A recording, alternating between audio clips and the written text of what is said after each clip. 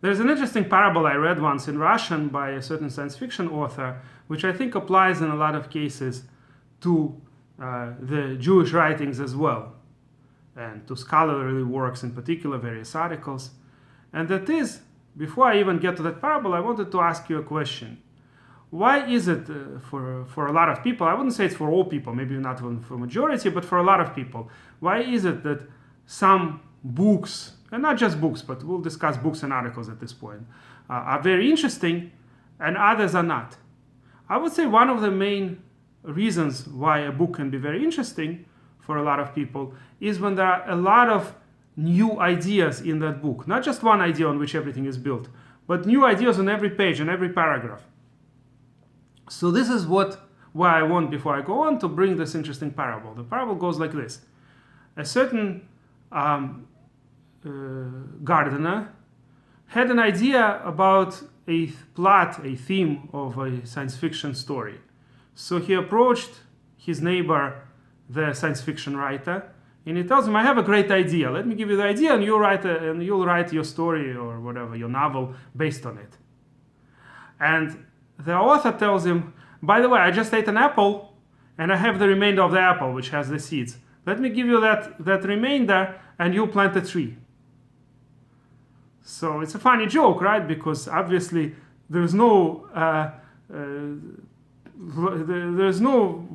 great. It's not of great worth the remainder of an apple, right? Every person when they eat an apple, they have this remainder which nobody can eat, which has the seeds and the other remainders. So this part of the apple has no value really. It's worth less than a penny. It's the work that requires to, of course, you could produce a tree based on any seed, but it's the work that goes into it that's not just 99%, it's almost 100%. To have the tree, you have to do the work, whereas the seed itself is worthless, basically. So that was the point of the science fiction writer. You give me an idea, I have millions of ideas like that. I don't need your idea to make a plot. It's the hard work that goes into the book. As he says, in every paragraph I have new ideas. In every paragraph I come up with interesting ideas. Otherwise it's not going to be a good book. If you just have one idea and you base everything on that one idea, it's going to be extremely boring. So I find that true about a lot of the Jewish religious books, and in particular articles. Some articles or some ideas, they're all based on one chidush, one new thing. So a rabbi had an idea. Okay, that's great. And he wrote maybe a 20-page article about this idea. But it's boring. Everything is about one idea. There's no real chidushim in the entire work, just this one idea on which he built. Another rabbi, almost every word of his is new ideas. For instance, the Vilna Gaon, he is known to have very short commentaries to Shulchan Aruch, but there are a lot of chidushim that people overlook. If you don't learn his works very carefully, you'll miss a lot of the ideas. The ideas are basically on every word of his.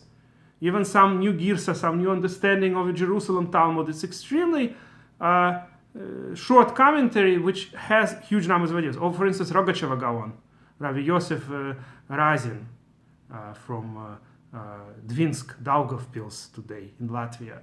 So again, he may write just a short paragraph, and in it there are 20 or 30 new ideas which you yourself wouldn't come up with until you actually learn it from him. So that's the interesting and challenging writings.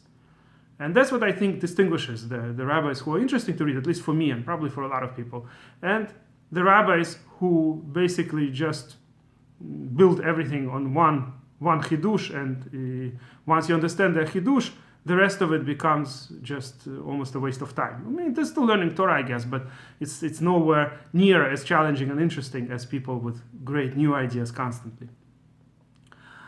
And if you like this video, please press like, and please subscribe to our channel.